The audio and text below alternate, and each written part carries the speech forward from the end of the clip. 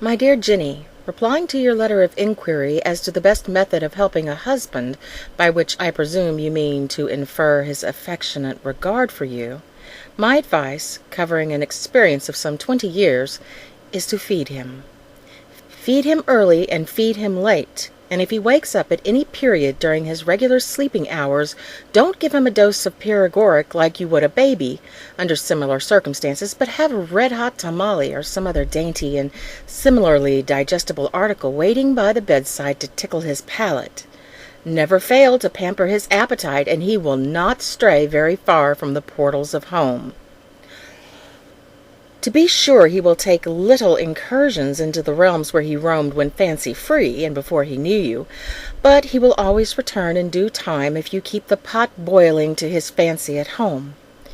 There is a story about a woman who tried to keep her husband home at nights by setting up a bar in her dining room, for home consumption only, but the plan failed for no other reason than there wasn't sawdust on the floor.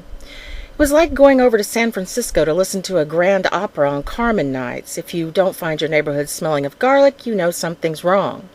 In fact, it lacked a certain, style, so dear to the heart of the average man. The lady even hired a phonograph to spiel off stories noted for their racy flavor, but all to no purpose. The husband would go out to spend his evenings, and the wife finally gave up in despair. Then she began another experiment with his appetite, and it worked like a charm. He's a gouty old man now and owner of a pronounced corporation, but he's a homebody and thinks his wife's great. Howbeit, if your husband is worth a cent more than $10,000, don't bother yourself about consulting his appetite. It isn't worthwhile, for men are born with pronounced doministic tendencies, and it's only the direst poverty which keeps them from indulging in feminine society other than their own.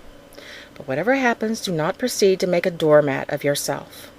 A married man is the easiest spoiled animal in the world, and he'll think he's it on the slightest provocation. It doesn't take much of an inducement for him to throw his socks in one corner of the room when he undresses, shy his boots after them, hang his necktie and collar over a picture, straddle his pants over the back of the rocker, put his coat and vest in the only other chair in the room, and dump his underclothing in the middle of the floor. He probably did that at home while his mother went round picking up things after him, for that tendency of the sort of female they call the womanly woman to efface herself is only equaled by the readiness with which her husband and children adapt themselves to her standard. He kindly allows her to wait on him, and then goes off to make goo-goo eyes at the first pretty woman he meets who will look at him. Men are queer creatures, and have been known to follow, always, of course, at respectable distance, a prettily turned ankle or rounded arm for blocks in hopes of catching a bewitching glance from the owner thereof. But as I said before, he'll be pretty apt, like the chickens, to come home to roost if the cookery suits him. So, my dear, if you are not skilled in culinary art, put on a pretty bib and hie yourself to one of the many cooking schools and surprise him by your wonderful art in preparing things to eat. Yours hopefully, Elizabeth.